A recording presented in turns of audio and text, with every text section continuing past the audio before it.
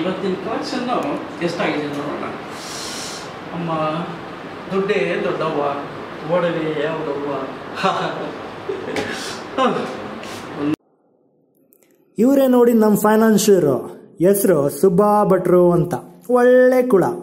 3 ತಲೆಮಾರಿಗಾಗೋಷ್ಟು ಆಸ್ತಿ ಮಾಡಿದ್ದಾನೆ. ಬಡ್ಡಿ ವ್ಯವಹಾರದಲ್ಲಿ ಎತ್ತಿದ ಕೈಯೇ. ಸದ್ಯಕ್ಕೆ ಇದುವರೆಗೂ IT ರೈಡ್ ಆಗಿಲ್ಲ.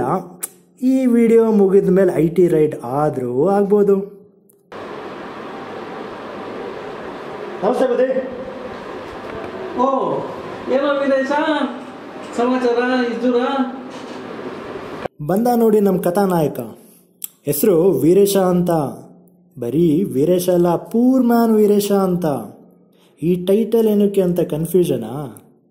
ಇವನು ಯಾವ ಲೆವೆಲ್ಗೆ ಬಡವ ಅಂದರೆ, ಗೌರ್ಮೆಂಟ್ನವರು ಯಾವುದೇ ಸ್ಕೀಮ್ ಬಡವರಿಗೆ ಅಂತ ಮಾಡಿದ್ರು ಇವನ ಹೆಸರು ಲಿಸ್ಟ್ನಲ್ಲಿ ಫಸ್ಟೇ ಇರುತ್ತೆ. ಗೌರ್ಮೆಂಟ್ ಅವರು ಇವನಿಗೆ ಪೂರ್ ಮ್ಯಾನ್ ವೀರೇಶ ಅಂತ ಟೈಟಲ್ಲೇ ಕೊಟ್ಬಿಟ್ಟಿದ್ದಾರೆ. ಏನು ಸಮಾಚಾರ ಇದ್ದೂರ ಬಂದಿದ್ದು? ಏನಿಲ್ಲ ಬುದ್ಧಿ, ಒಂದು 50,000 ಸಾಲ ಬೇಕಿತ್ತು, ಅದಕ್ಕೆ ಬಂದೆ. 50,000 ಸಾಲನೇನು? ಆಯಿತು, ಕೊಡೋಕ್ಕೆ ಅಂತ ಅಲ್ವೇ ನಾವಿರೋದು, ಕೊಡೋಣ. ಆದರೆ ಬಡ್ಡಿ ಬೀಳುತ್ತಲ್ವ?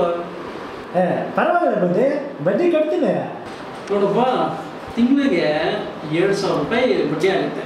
ಸೊ 2,000 ರೂಪಾಯಿ ಬಡ್ಡಿ, ಅಸಲು 50,000 ಎಲ್ಲ ಒಟ್ಟಿಗೆ ಸೇರಿದ್ರೆ ನಿನ್ನ ವರ್ಷಕ್ಕೆ ಸುಮಾರು ಒಂದು 72,000 ರೂಪಾಯಿ ಆಗುತ್ತೆ. ಓಕೆನಾ? ಏನಂತೀಯ? ಪರವಾಗಿಲ್ಲ ಬುದ್ಧಿ, ಬಡ್ಡಿ ಕಟ್ತೀನಿ. ಅದು ಸರಿ, ಈಗ ನೀನು ಏನು ಕೆಲಸ ಮಾಡ್ತಾ ಇದ್ದೀಯ ನೀನು?